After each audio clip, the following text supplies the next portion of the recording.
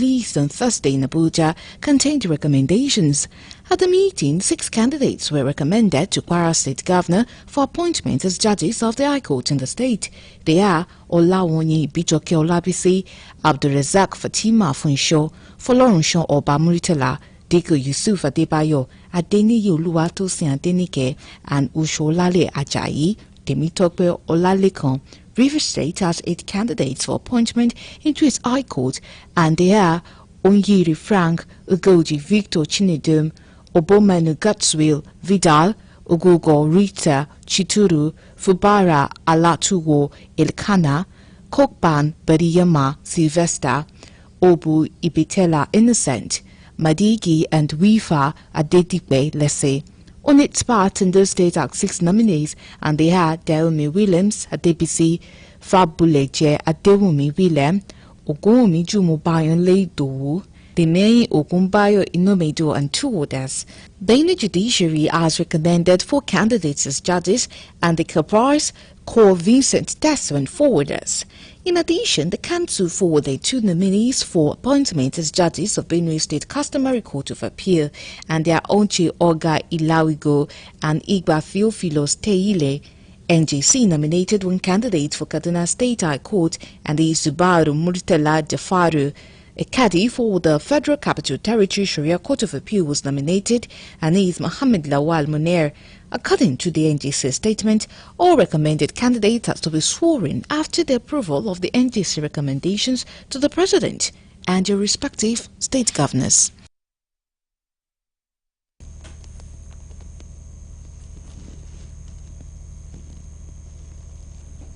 President Bola Tinubu and his Equatorial Guinean counterpart Teodoro Mbasogo in Malabo signed an agreement on the Gulf of Guinea pipeline project, further affirming the Partnership for Mutual Development.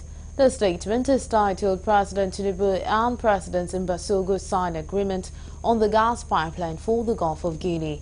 In his remarks at the event, Tinubu, who is on a 3-day official visit to Equatorial Guinea, said the signing of the agreement will open up new opportunities for gas exploration and employment. He stated that the 2 leaders had discussed issues related to the creation of employment, food security, multilateral relations, and conflict resolution mechanisms on the continent during a private meeting that presided the signing of the agreement. Tinubu also revealed that the discussion with President Mbasogo also covered challenges of security, the African Continental Free Trade Area, and food security.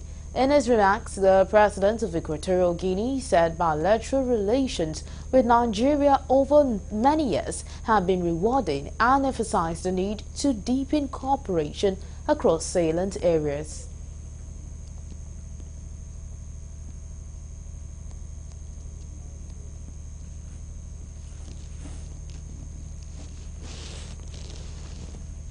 The federal government has set up an Agriculture and Water Resources Joint Action Committee to address the challenges of food security and inflation. The Minister of State for Agriculture, Senator Aliyu Abdullahi, disclosed this at the National Youth Convention on Thursday in Abuja.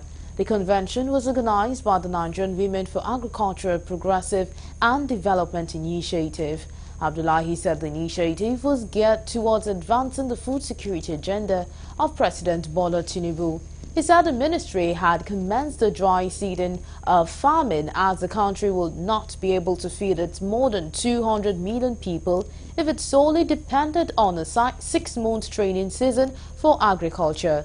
The partnership, according to him, is purposely to encourage all year-round farming. They said that the country was blessed with abundant water resources and so many river basin development authorities that should be harnessed for all year-round farming in order to ensure food security and self-sufficiency.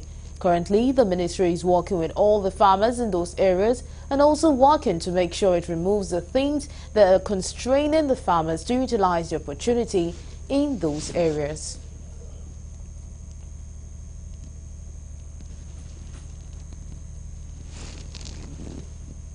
Meanwhile, the federal government has begun moves aimed at protecting the nation's critical power infrastructure as it ramps efforts towards providing quality, stable and affordable electricity to Nigerians. We have details in this report.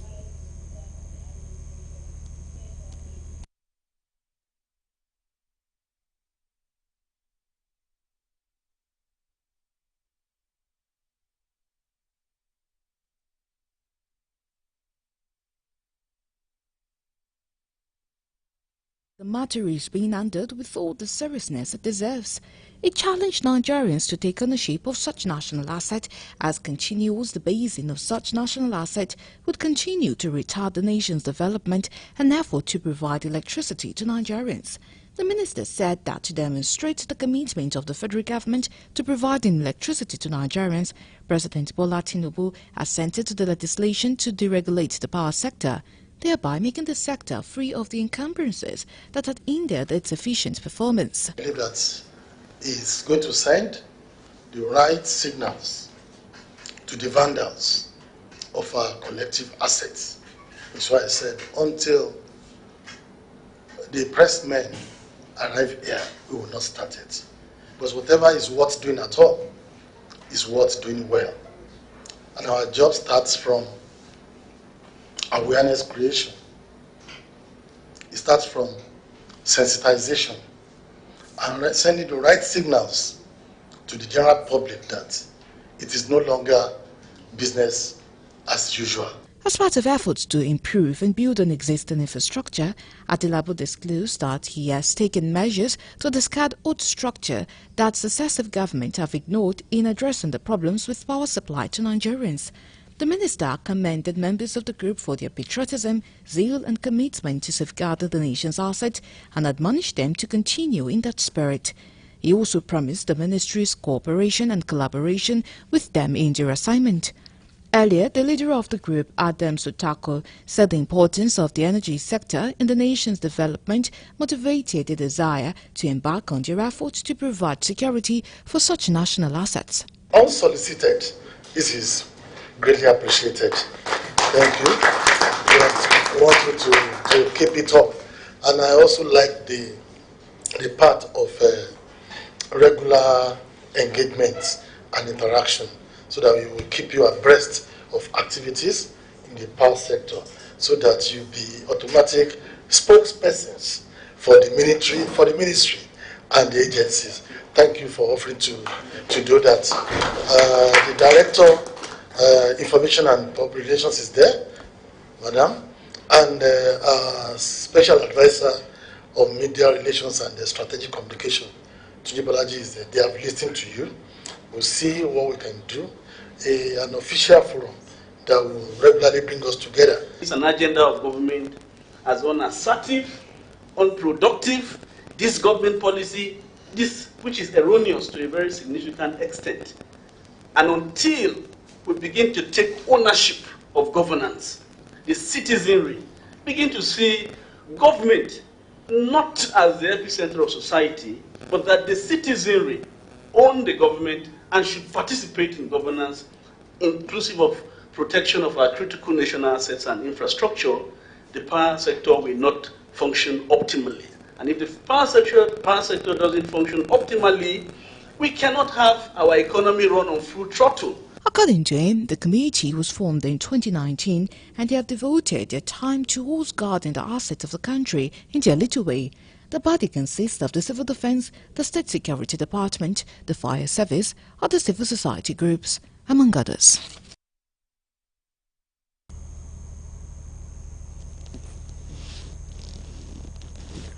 Arua Youth Assembly has announced that it has received truckloads of rice of about 2,400 bags provided by the President Bola Ahmed Tinubu-led Federal Government of Nigeria, and distribution has commenced to 436 groups in Kaduna State. In an interview with newsmen who monitored the distribution, Chairman, Board of Trustees and President of the group say that the trucks of rice were delivered to the forum after a request, and they have immediately commenced distribution across the state. A beneficiary, Fatima Lafi Garba, who represented the women group, expressed joy over the palliative, while urging the federal government to do more as there are more people that need to be reached. Today, to get palliative from the federal government on behalf of Jam'iyya Matan Arewa, the Kaduna North chapter. If I collect the 30 bags, everybody knows we have a national chapter. Our president will take it there and we'll get across to our members. Why we are here today is we have gotten a palliative from the federal government. It's not only getting the palliatives. A lot of governments are getting palliatives but not distributing to the grassroots. You believe me that most of the governors of northern part of the country, easy like Gombe and Co, are saying that they didn't receive their rice.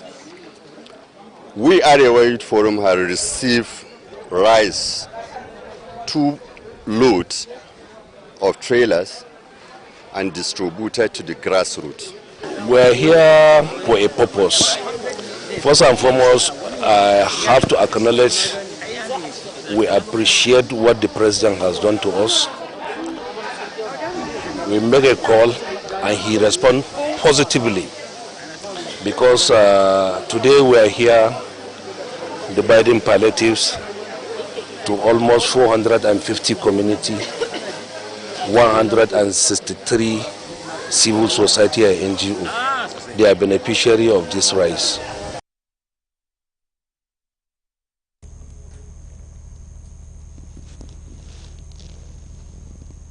The chairman of the House of Representatives Special Committee investigating crude oil theft in Nigeria has blamed mismanagement of the Niger Delta Commission for majorly contributing to oil theft in the Niger Delta region. This was as lawmakers investigating the issue of theft and revenue losses in the oil and gas sector engaged with the leadership of the NDDC. Correspondent Nabuchi Nabuchi sent in this report. At the hearing, which was held in Abuja on Thursday, the committee urged them to be up and doing to help mitigate the challenge of oil theft in the country.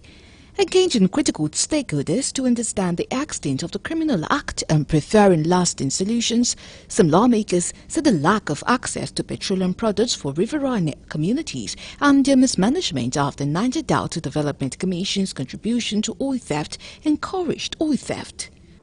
An economy like our own, which is largely till today depending on oil as a major substrate, major base for our economic functions and even for financing public services and infrastructure, cannot continue with this kind of serious challenge in the oil and gas sector. Whatever crude you took from my backyard, refined in Europe, stops in Port Harcourt. It doesn't get to Bonny, it doesn't get to Okrika, it doesn't get to Buguma.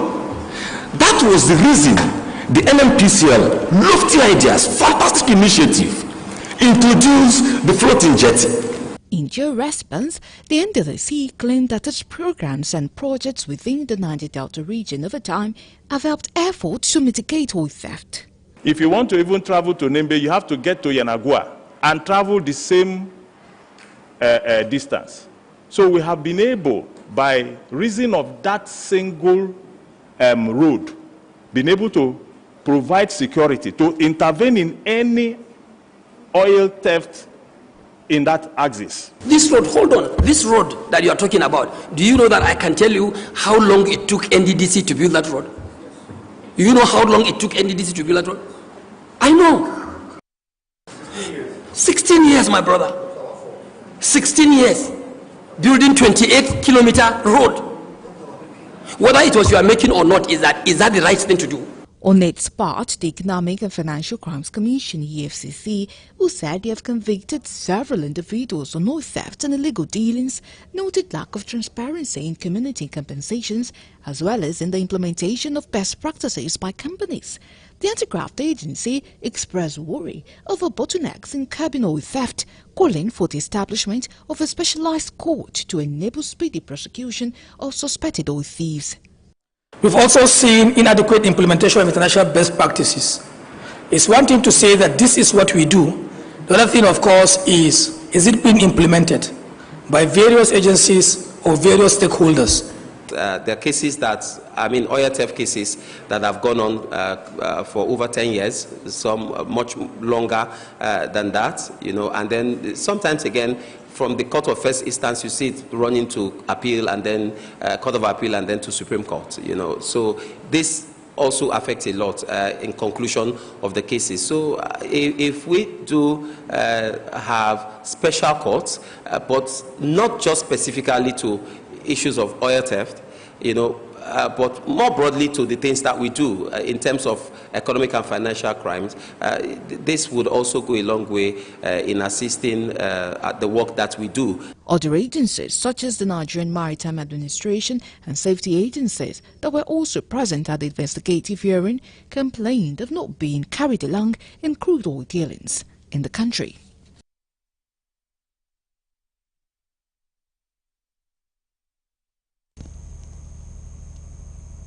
You're still on to Galaxy News. We'll quickly take a break and we'll return. The news continues. Just stay with us.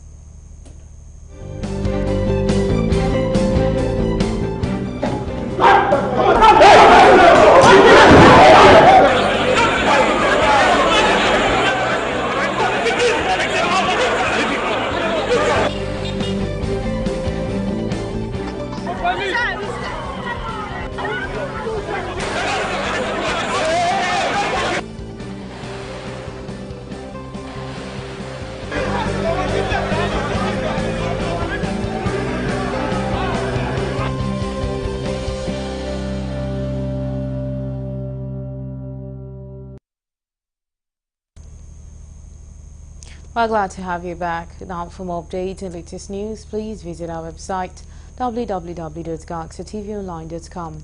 Connect with us on our X handle at Galaxy TV. Subscribe to our YouTube channel, youtube.com/GalaxyTVNews. You can follow and interact with us on our Facebook page, facebook.com/GalaxyTV.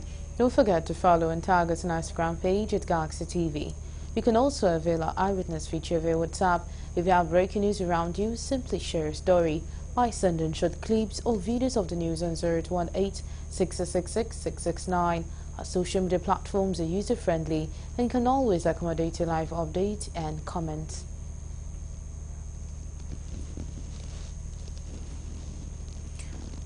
The International Organization for Migration, IOM, in collaboration with the USAID, has distributed hygiene kits, a non-food item, to internally displaced persons taking refuge at Uruse camp in Muguma local government area of Benue State. The items, which were conveyed from the State Emergency Management Agency SEMA warehouse in Makurdi, will be distributed to 13,500 individuals of about 4,200 households to help improve the well-being of the displaced.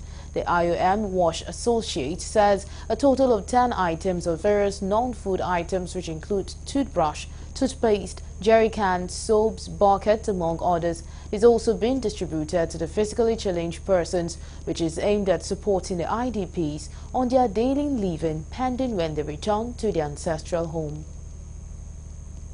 Total, we have about 13,500 individuals in this camp, coming from about 4,200 households. So we are going to reach each and every family with the distribution of this hygiene kit.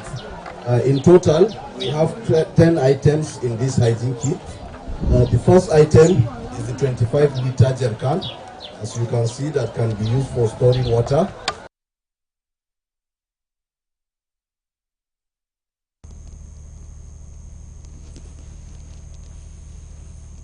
The Joint Admissions and Matriculation Board JAMB has observed a large number of candidates thronging its offices to resolve issues relating to the disclosure of candidates admitted outside the central admission process and system CAPS from 2017 to date.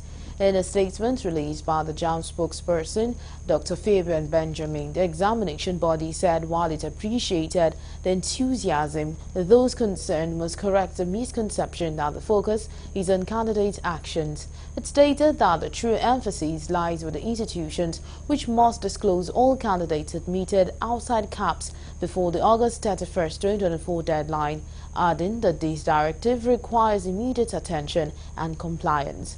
The board urged institutions to carefully review JAMB international letter and ensure full compliance, as failure to disclose will result in severe consequences, while candidates are also reminded not to accept admissions outside caps. The board reiterated that candidates not disclosed by institutions will not be entertained, while it will not tolerate any condonment of undisclosed admissions moving forward. And now we'll move over to the foreign desk for more news.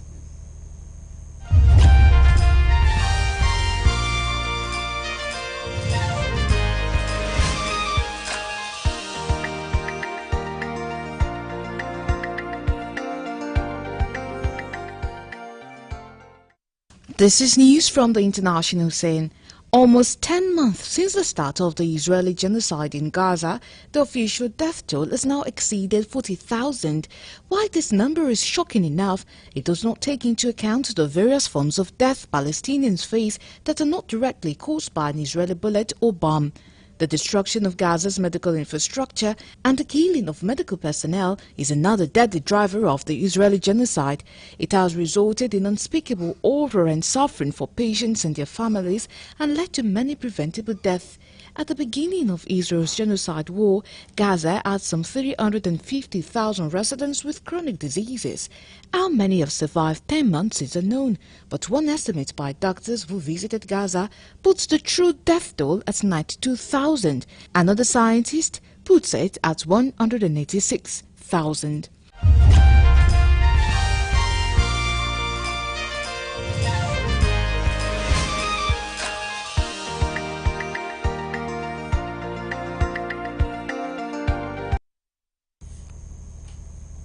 And that's all we have on Galaxy News. Thank you so much for being a part of the news. My name is Nenwaranki Mazaka.